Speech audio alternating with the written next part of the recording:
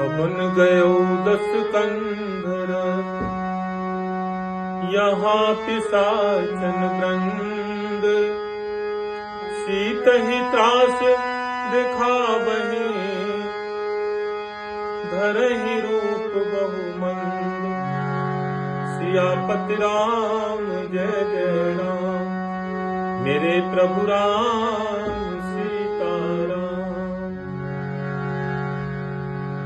भुवन गयौ 10 कंधर, यहाँ पिशाचन वृंद, सीतहि त्रास दिखावहि, धरहि रूप बहुमंद। सीता के लिए बार बार राक्षसियां डरा रही हैं, अनेक तरीके के राक्षसी रूपों में आकर मां सीता को डरा रही हैं। हनुमान जी महाराज सारे दृश्य को देख रहे हैं उस अशोक के वृक्ष से, लेकिन उन राक्षसियों में भी एक सीता की संगिनी थी, सीता की भक्तनी थी। त्रिष्टा नाम राक्षसी एका, राम चरण रत निपुण विवेका। सब हों बोल सुनाए से सपना, सीतहि सेई करहु हित अपना। तो जब त्रिष्टा ने कहा कि आप सीता को मत सताओ, तो राक्षसियां कहने लगी, नहीं, हमें तो लंकेश का आदेश है, अगर हम लंकेश के आदेश का पालन नहीं करेंगे तो वो हमें दंड देंगे। तो त्रिजटा ने कहा, ठीक है, आप मेरी एक बार बात सुन लो। सभी राक्षसियों को इकट्ठा किया, सबको एकत्रित किया, क्योंकि राक्षसियों की सबसे बड़ी, त्रिजटा जो थी वो राक्षसियों की सबसे बड़ी उनकी हेड थी, जो उनके लिए आदेश करती थी। तो उसने कहा, मैंने एक सपना देखा है, उस सपने को मैं आपको सुनाती हूं। बोली, क्या देखा है, सुनाओ। कि सपने बानर लंका जारी, जात उधान सेना सब मारी, खर आरूढ़ नगन 10 सीसा, मुंडित सिर खंडित भुज बीसा। यानी कि मैंने जो सपना देखा है, उस सपने में एक बानर आया है और उसने सारी लंका को जला दिया है।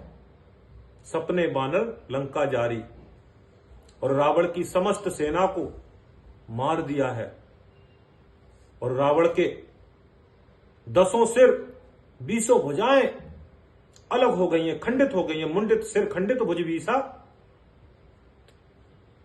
और रावण दक्षिण की तरफ को जा रहा है, यानी कि यमलोक की दक्षिण की दिशा में।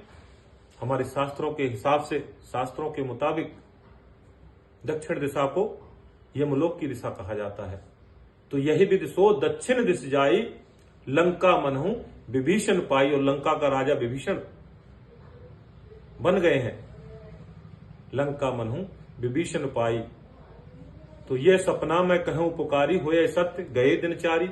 2-4 दिन में यह सपना सत्य होने वाला है।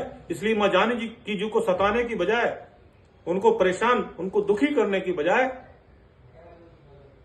उनकी सेवा कर लो, उनसे पुण्य कमा लो। अब जब इस वचन को सुना, त्रिजटा के इस वचन को सुनकर, तास वचन सुनते सब डरी, और जनक सुता के चरणन परी। त्राहि माम, माता हमें माफ कर दो। सारी राक्षसियां मां जानकी जी के चरणों में पड़ गई। आइए, इस भाव को, बड़ा ही सुंदर भाव है, बड़ा ही भाव से भरा हुआ है, भक्ति से भरा हुआ है रामचरितमानस। इसको विद संदर्भ, विद अर्थ के यदि प्राणी सुने तो जरूर उसकी आत्मा जागृत होगी, भक्ति के प्रति, वैराग्य के प्रति, भाव के प्रति, समर्पण के प्रति। तो आइए, इन सुंदर, पवित्र, पावन रामचरितमानस रूपी गंगा में स्नान करते हैं। बोलिए सियापति रामचंद्र भगवान की जय। भुवन गयो 10 कंधर, यहाँ